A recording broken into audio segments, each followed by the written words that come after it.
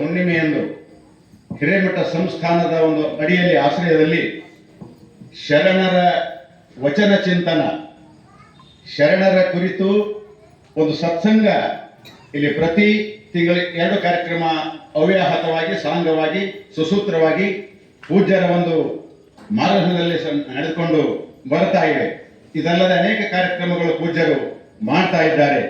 ಇವತ್ತು 317ನೇ ಮಾಸಿಕ ಶರಣ ಸಂಗಮ 316 ಕಾರ್ಯಕ್ರಮಗಳನ್ನು ಪೂರೈಸಿ ಇವತ್ತು 317ನೇ ಒಂದು ಕಾರ್ಯಕ್ರಮ. ಈ ಒಂದು ಕಾರ್ಯಕ್ರಮದ ಶೀರ್ಷಿಕೆ, ಕಾರ್ಯಕ್ರಮದ ಟೈಟಲ್ ಶರಣ ಸಂಗಮ. ಇಲ್ಲಿ ಶರಣ ಸಂಗಮ ಅನ್ನುವಂಥದ್ದು ಶರಣರ ಸಂಘ ಅಥವಾ ವಚನಗಳ ಸಂಘ, ಶರಣರ ವಚನಗಳ ಚಿಂತನ, ಶರಣರ ಸಂದೇಶವನ್ನ ಕೇಳುವಂಥದ್ದು. ಶರಣರ ಕುರಿತು, ಶರಣರ ದಿವ್ಯ ಸಂದೇಶವನ್ನ ಕುರಿತು ನೀವೆಲ್ಲರೂ ಕೂಡಿ ಏನು ಚರ್ವಣ ಚರ್ಚೆ ಮಾಡ್ತೇವಲ್ಲ, ಚಿಂತನೆ ಮಾಡ್ತೇವಲ್ಲ, ಅದಕ್ಕೆ ಸತ್ಸಂಗ ಅನ್ನುವಂಥ ಮಾತಿನಲ್ಲಿ ನಾವು ಕರಿತಾ ಇದ್ದೇವೆ. ಇಂಥ ಈ ಸತ್ಸಂಗದ ಅವಶ್ಯಕತೆ ಅಥವಾ ಸತ್ಸಂಗದ ಮಹತ್ವ, ಸತ್ಸಂಗ ಅಂದ್ರೆ ಏನು, ಈ ಸತ್ಸಂಗ ಯಾಕೆ ಬೇಕು ಅನ್ನೋದ್ರ ಕುರಿತು 1-2 ಮಾತನ್ನು ಹೇಳಲಿಕ್ಕೆ ನಾನು ಇಚ್ಛಾ ಪಡ್ತಾ ಇದ್ದೇನೆ. ಶರಣ ಬಂಧುಗಳೇ, ಒಬ್ಬ ಅನುಭಾವಿ ಒಂದು ಮಾತನ್ನು ಹೇಳ್ತಾ ಇದ್ದಾನೆ. ಅನಂತ ಕಾಲ ತಪವ ಮಾಡುವುದಕ್ಕಿಂತಲೂ ಒಂದು ದಿನದ ಗುರು ಸೇವೆಯ ಫಲ ಅಧಿಕ. ಅನಂತ ಕಾಲ ಗುರು ಸೇವೆಯ ಮಾಡುವುದಕ್ಕಿಂತಲೂ ಒಂದು ದಿನ ಲಿಂಗ ಪೂಜೆ ಮಾಡುವುದು ಶ್ರೇಯಸ್ಸು.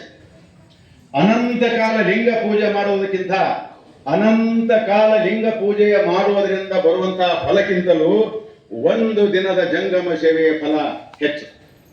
ಅನಂತ ಕಾಲ ಜಂಗಮ ಸೇವೆ, ಜಂಗಮ ದಾಸೋಹಕ್ಕಿಂತಲೂ ಒಂದು ನಿಮಿಷ ಶರಣರ ಅನುಭವ ಶ್ರೇಷ್ಠ ಅನ್ನುವಂತಹ ಮಾತನ್ನ ಆತ ಹೇಳ್ತ.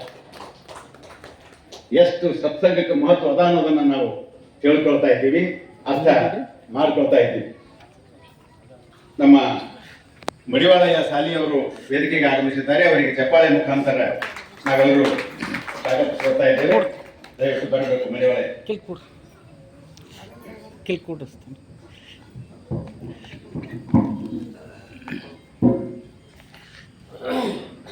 ದಯವಿಟ್ಟು ಶರಣರ ಸಂಘದ ಮಹತ್ವ ಹೇಳ್ತಾ ಇದ್ದೀನಿ.